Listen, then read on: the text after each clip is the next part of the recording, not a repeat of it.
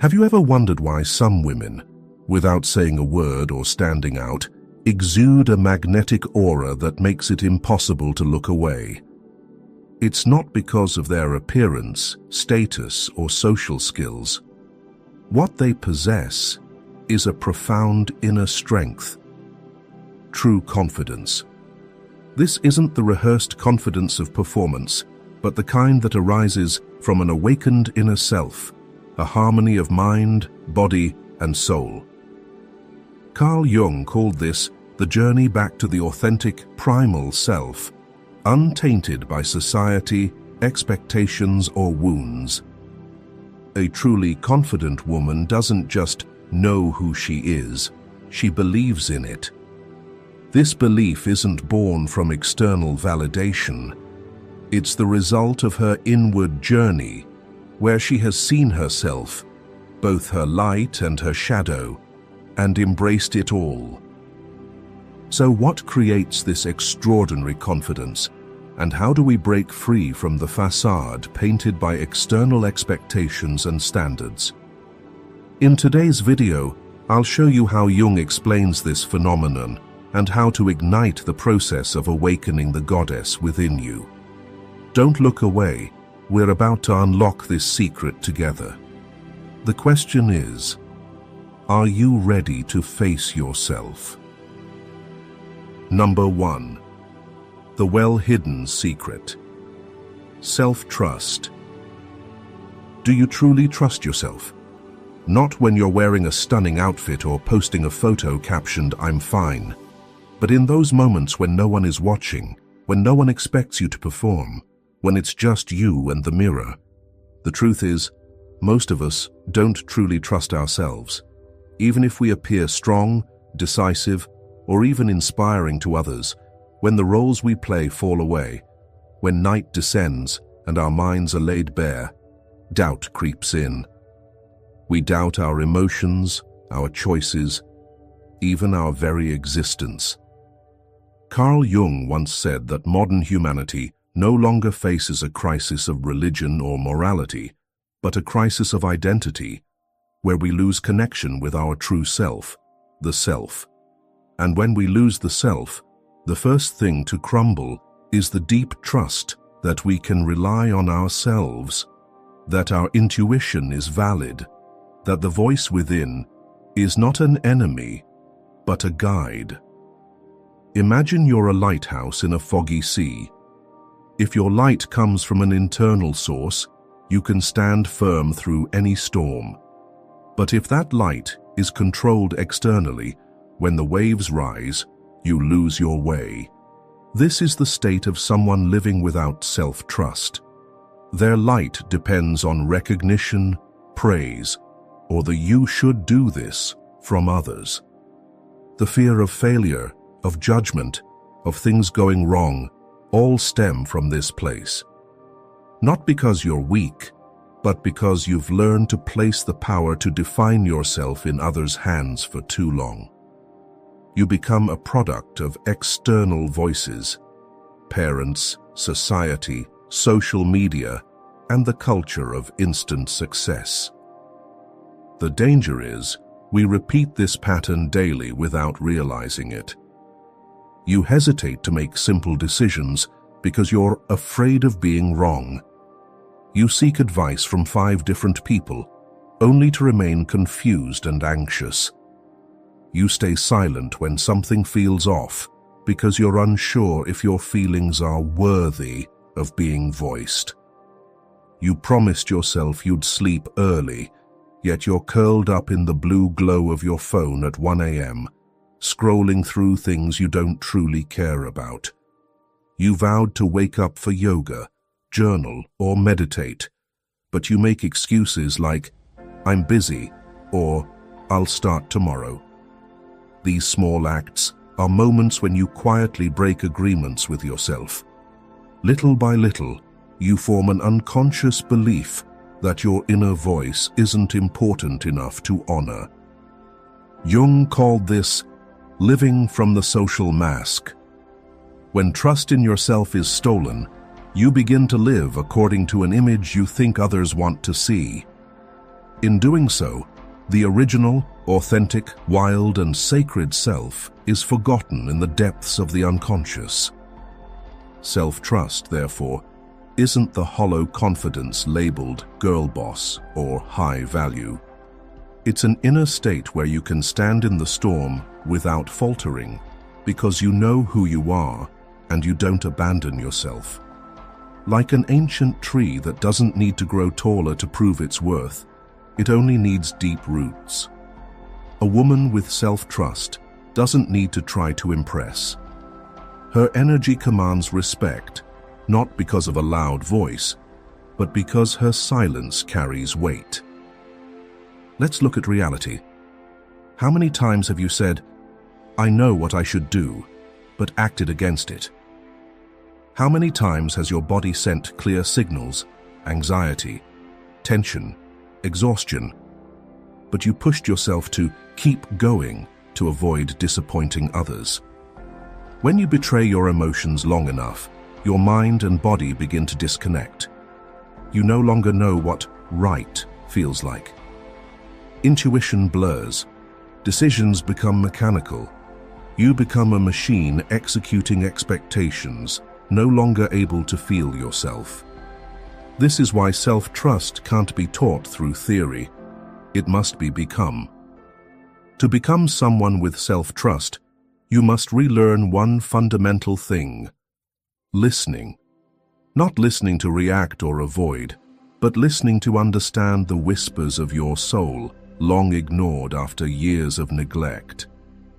Self-trust is daring to believe that your inner fears deserve to be heard, trusting your intuition even when it defies logic, and shifting from asking, "What do they think?" to "What do I truly feel?" In Jungian psychology, those without self-trust easily fall prey to shadow archetypes. They're susceptible to manipulation, self-doubt, and a persistent sense of not enough. But when self-trust is present, you reclaim control of your psychological system. You stop reacting unconsciously. You begin to respond selectively, consciously, sovereignly.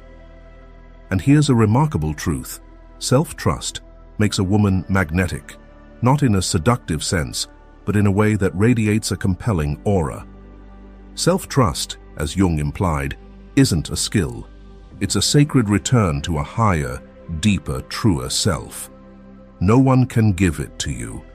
But if you're willing to walk through fear, through the lying voices in your mind, through unhealed wounds, you will touch it.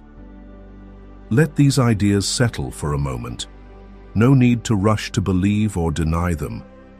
Just let them linger within you like a seed, and see what begins to stir from within.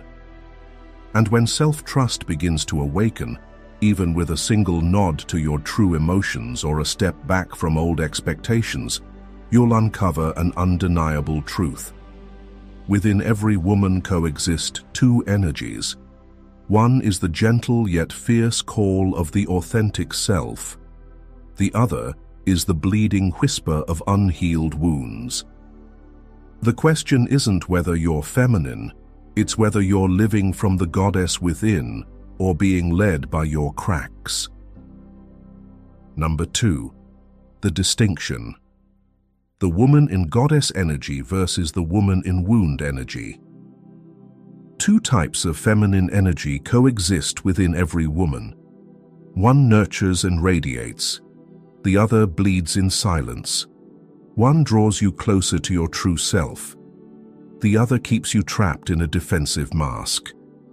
Carl Jung didn't call them feminine energy, but his theories on the anima, shadow, and individuation clearly distinguish between a woman who has reconciled with her inner world and one still guided by her wounds. A woman in goddess energy isn't always soft, submissive, or perfect. On the contrary, she possesses a specific quiet strength. It's a profound presence that makes you feel safe in her company. She doesn't compete for attention because she belongs to herself. She moves with the grace of someone who knows her worth without needing to shout it. She can say no without trembling, cry without shame, and love without losing herself. She has walked through the inferno of her inner world and returned not with resentment, but with understanding.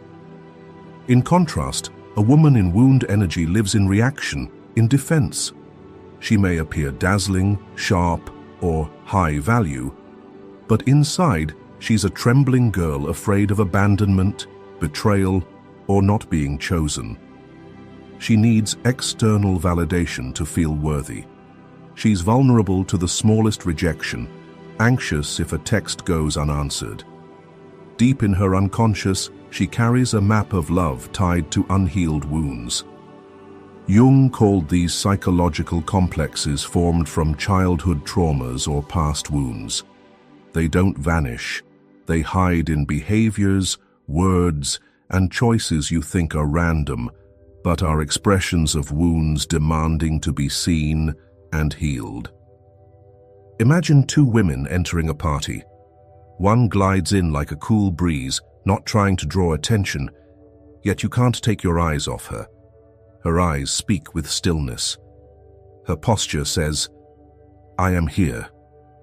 The other is equally beautiful, striking, but slightly tense. Her eyes dart, scanning who's watching. Her laugh is a bit loud, as if craving notice. You may not name the feeling, but you sense it. One is present, the other is performing. A woman in goddess energy doesn't control the situation, she feels it. She doesn't try to lead others, but her presence makes them slow down. In Jungian terms, she has begun the individuation process, the reunion of ego and self, light and shadow. She's no longer a victim of archetypes, but lives with them consciously. Conversely, a woman in wound energy is often hijacked by unintegrated archetypes, perhaps the shadow, causing her to overreact to what she hates in others because it's what she can't accept in herself. Or an immature anima, trapping her in fantasies of a savior-like love, seeking a partner as a psychological rescuer. These women often repeat patterns, loving the wrong people, overworking, feeling easily hurt, yet always blaming themselves for being too weak. But that's not the truth. They're simply living from their wounds instead of their self. In Christianity, the Virgin Mary is a profound archetype of a woman in goddess energy. She holds no political power, doesn't use words to influence, yet her presence radiates inner strength.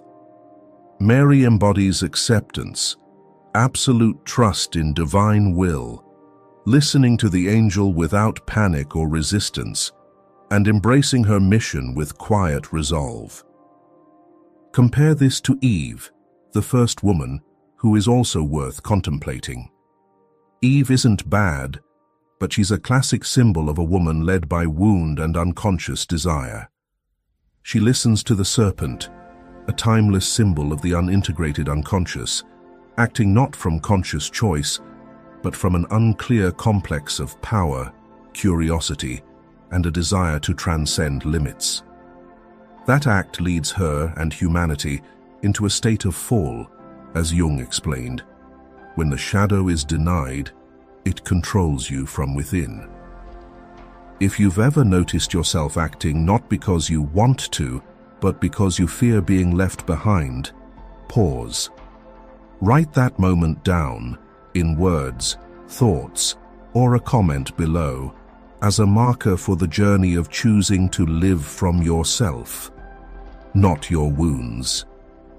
The most important thing is, no one is born in a goddess state. No one is perfect, always present, always radiating positive energy. Everyone has wounds, shadows. The difference lies in your choice.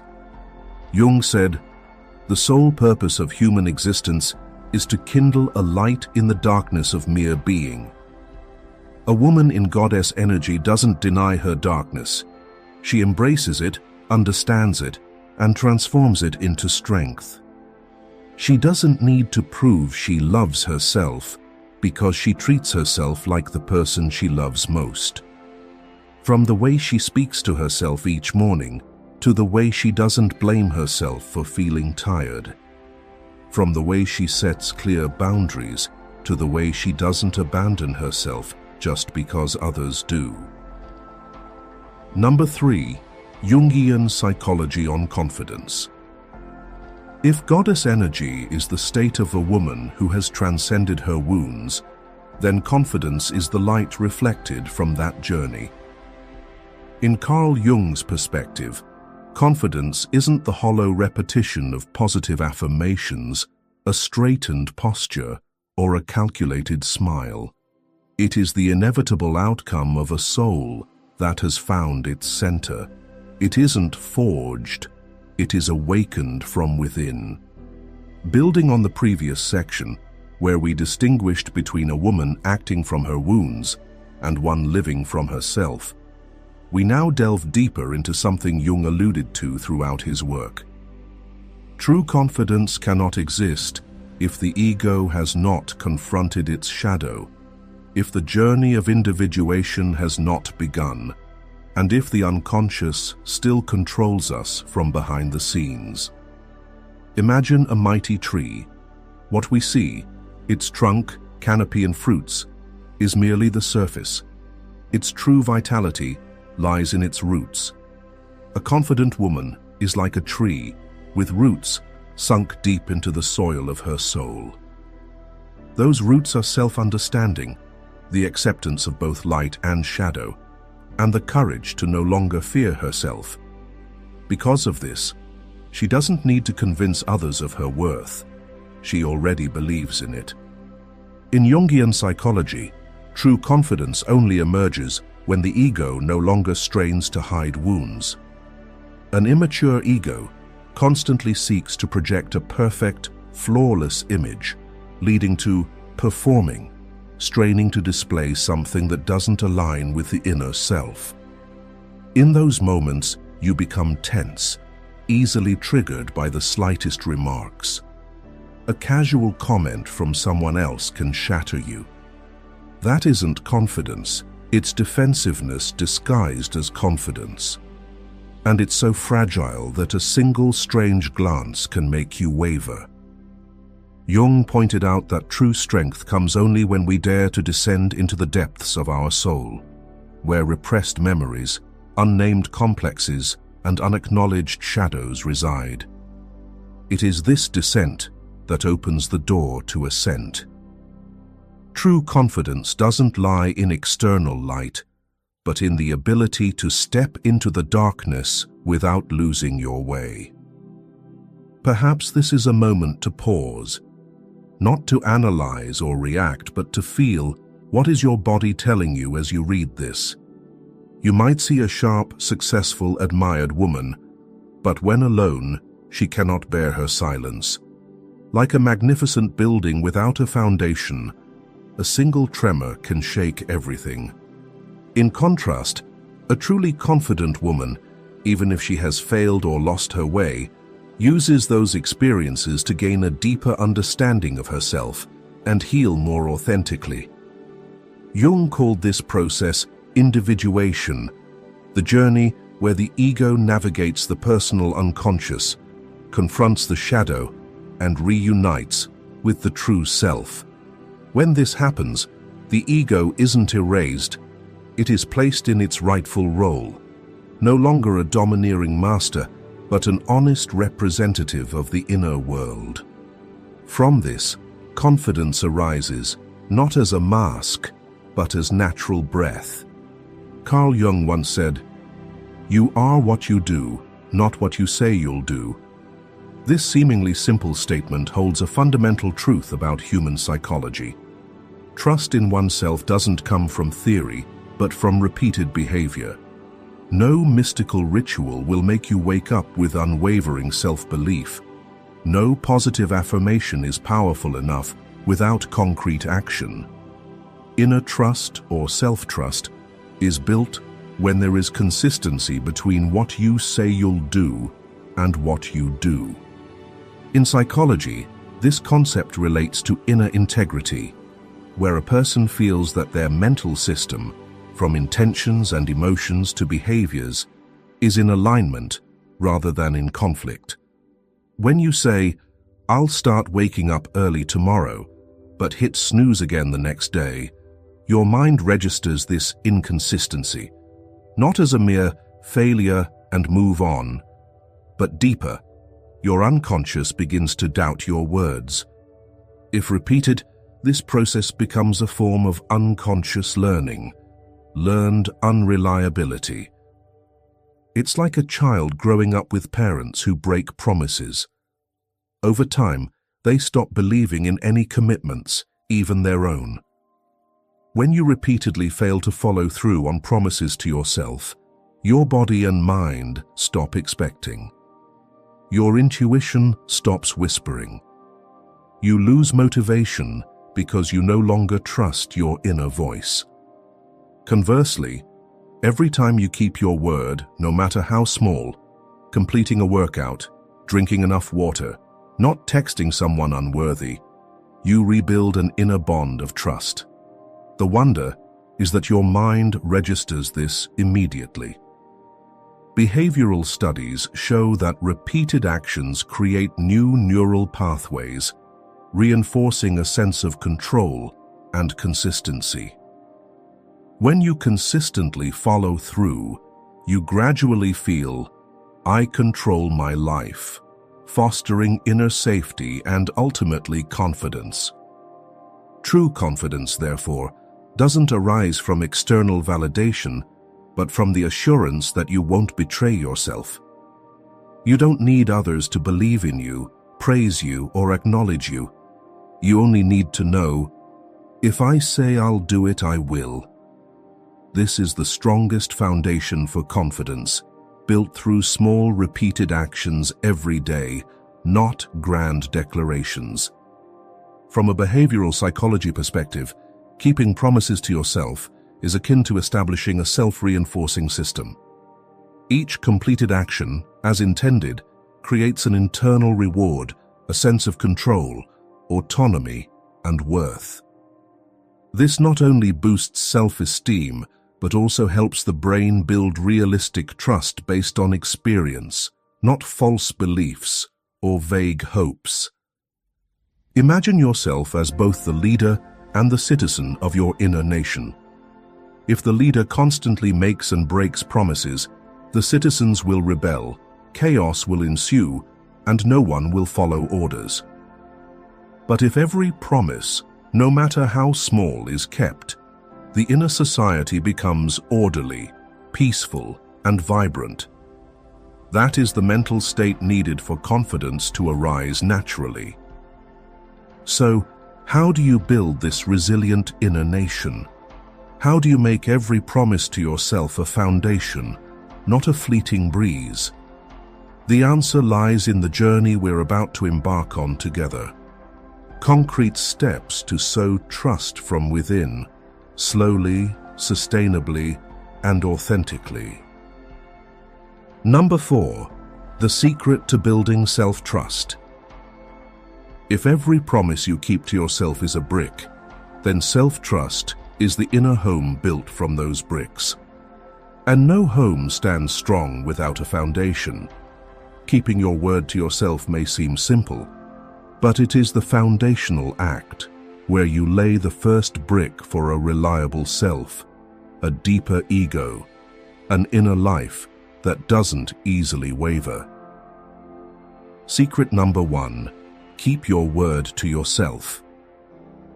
Imagine you're climbing a psychological mountain. Each step toward the summit is a small commitment you keep to yourself. Waking up early, taking care of your health, and stopping comparisons with others. Sometimes these steps are quiet, without applause or recognition. But it's this silent repetition that builds a sturdy path you can walk tomorrow without trembling. Keeping your word to yourself doesn't just create discipline, it creates identity. In the depths of psychoanalysis, particularly in Jung's framework, keeping your word to yourself is a way to build a bridge between the unconscious and the conscious. Each fulfilled promise doesn't just make you better, it opens a door connecting the acting ego to the deeper soul yearning to live authentically. This isn't a one-way process. Keeping your word sends a signal to the unconscious that you're ready. And the unconscious, with its ancient wisdom, responds with clarity, intuition, and a sense of autonomy no one can grant you from the outside. A woman who longs to become more confident but repeatedly breaks small promises to herself, like sticking to a gym schedule, leaving a toxic relationship, or stopping self-deprecation in front of others, may read books on confidence, watch videos, and take diligent notes, yet still feel unsteady. That's because all the knowledge she absorbs is like a fleeting breeze if it isn't anchored in real action. The confidence she seeks isn't hidden far away. It's waiting in the first promise she makes and follows through to completion. So where do you start? Not with grand promises, but with small, consistent actions. Below is a specific exercise to build the foundation of self-trust daily. First exercise. Choose 3 simple promises to yourself for the next 7 days. They must be small, specific, and measurable. For example, if you usually wake up late at 8 a.m., don't set an unrealistic goal of 5:30 a.m. Start with small, manageable changes, like waking up at 7 a.m. 5 days a week, or journaling for 5 minutes each evening, or avoid social media after 10 p.m. Write these promises on paper and place them where you'll see them daily. This turns vague intentions into concrete commitments to your unconscious. Next exercise. When you complete each promise, mark it down, but more importantly, feel the subtle yet powerful sensation of, "I did what I said I would." This feeling is the signal your nervous system and unconscious register to rebuild inner trust. Final and crucial step. If you fail one day, don't punish yourself. Keep going. Self-trust isn't built on perfection, but on persistence and honesty. Every time you choose not to give up, you teach your body and mind, "I'm worth coming back to." After 7 days, you can choose bigger commitments or maintain the same 3 promises, deepening their quality. For example, if you're journaling, add a line describing your emotions for the day. Bit by bit, you expand the boundaries of confidence, not through grand declarations, but through small, repeated actions honored with respect. Secret number 2, hone your intuition. Once you've begun building a foundation by keeping your promises, you may feel steadier, more grounded, but that's only the tip of the iceberg. Beneath lies an untapped source of primal wisdom, intuition. If keeping your word creates trust, intuition is the subtle channel of communication between you and your deeper self. Carl Jung believed intuition is one of the 4 fundamental psychological functions, alongside sensation, thinking, and feeling, but one that modern humans have nearly lost. Not because it doesn't exist, but because we've forgotten how to listen to it through our bodies. Intuition doesn't speak in the language of logic. It doesn't arrive as a definitive answer, but as a faint breeze brushing your skin, a heaviness in your chest near someone untrustworthy, or a lightness spreading through your body when you step into a place that feels right. The problem is, we prioritize reason and data, sidelining the body, the repository of all lived experiences and memories from our inner dialogue. Jung argued that much of what we call intuition is the unconscious sending information to the conscious through bodily sensations. If you've ever known someone was untrustworthy from a handshake or felt off entering a room without a clear reason, that's intuition whispering. But intuition, like any relationship, only grows when you listen to it enough for it to trust you won't ignore it again. To do this, you must return to where it resides, your body. Not as a machine to be tuned, but as a living map offering guidance daily. Honing intuition doesn't require becoming a mystic or enlightened. It starts concretely, humbly, by noticing what your body says in the smallest moments.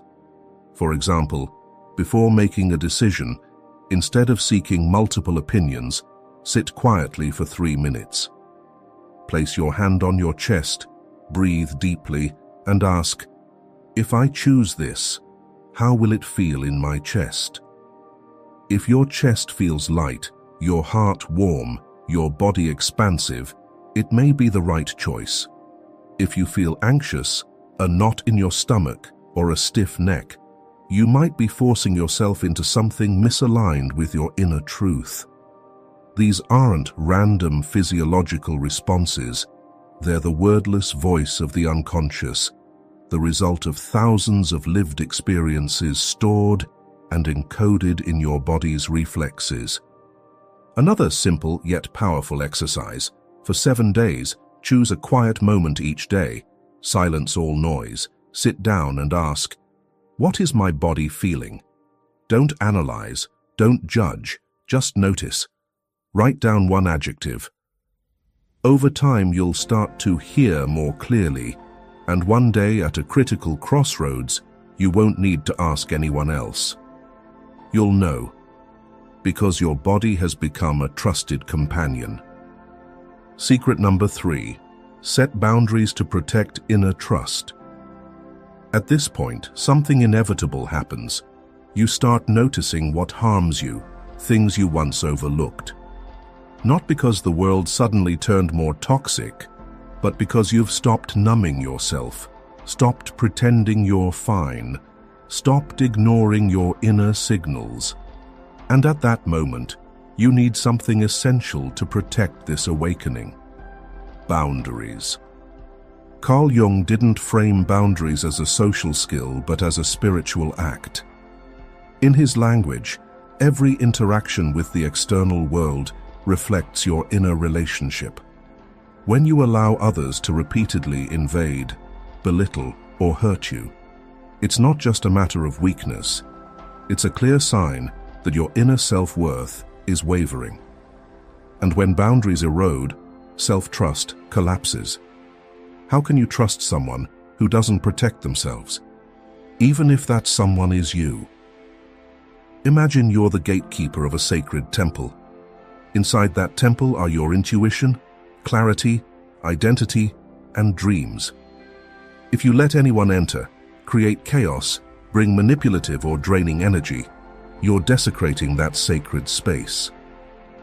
Setting boundaries isn't about opposing others. It's about preserving the inner ground you've worked so hard to build. In psychology, particularly in trauma-related therapies, a lack of personal boundaries is a common consequence for those who experienced self-worth wounds in childhood. They grew up in environments where boundaries were violated, over-controlled, their emotions disregarded, or forced to please others to be loved.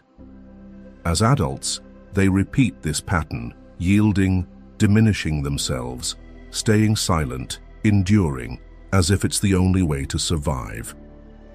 So how do you begin? Below is a specific, practical exercise to practice personal boundaries daily. Step 1. Identify 3 recent situations that left you feeling drained, uncomfortable, or depleted. Write them down specifically. Who was it? Where? How did I feel? What did I do or not do? This helps you pinpoint energy leaks, where your boundaries are being breached. Step 2. Starting tomorrow, Practice a mini boundary in a small situation. Decline a call when you're exhausted. Don't reply to a message instantly when you need space, or simply mute work group chat notifications when you're low on energy. Observe your body. You may feel anxious at first, but if you push through, a new surge of energy will rise within. Step 3. Each evening, write down one action you took to protect your boundaries that day. It doesn't matter if it's big or small, just acknowledge it. Today, I didn't let myself get pulled into flattery. Or simply, today, I didn't apologize for my emotions. Jung wrote, "There is no coming to consciousness without pain, and boundaries sometimes cause discomfort for others and yourself. But that discomfort is a sign you're beginning to live consciously. When you dare to set boundaries, you don't just protect your inner trust. You nurture it day by day." Number 5. The effect of a woman with self-trust. With every action you take to protect yourself, a small no, a step back from invisible depletion, something grows within you that you may not immediately notice. A light from inside begins to radiate beyond the boundaries of your skin. And when that light touches the air, touches the gaze of those around you, it sets something in motion. Carl Jung once said, "The meeting of two personalities is like the contact of two chemical substances. If there is any reaction, both are transformed." A woman with self-trust is a colorless, odorless, unassuming catalyst, yet she has the power to purify the entire space she enters, not through preaching, not through calculated persuasion, but through a state of profound authenticity that inspires others with just a nod. In psychology, this is called emotional regulation through the sympathetic nervous system, when a stable, grounded nervous system creates a sense of safety in another simply by being present. In other words, you don't need to speak. Others feel your steadiness. You walk into a room, not needing flashy attire or to command attention, yet others sense something in you, an unnamed magnetism, not because you're performing, but because you've stopped trying to prove anything. You are present as yourself, whole, authentic, and unapologetic for existing. And it's this complete acceptance of yourself that makes others reflect on themselves. You're like a resonating chamber, empty in the truest sense, yet capable of making everything around you hum at the right frequency. When another woman enters your space, especially one numbed by the noise of the world, something within her begins to vibrate softly. Not because you transmit energy, but because you don't oppress. You create a space calm and still enough for her to hear her original sound, one she long thought was broken, out of tune, or wrong.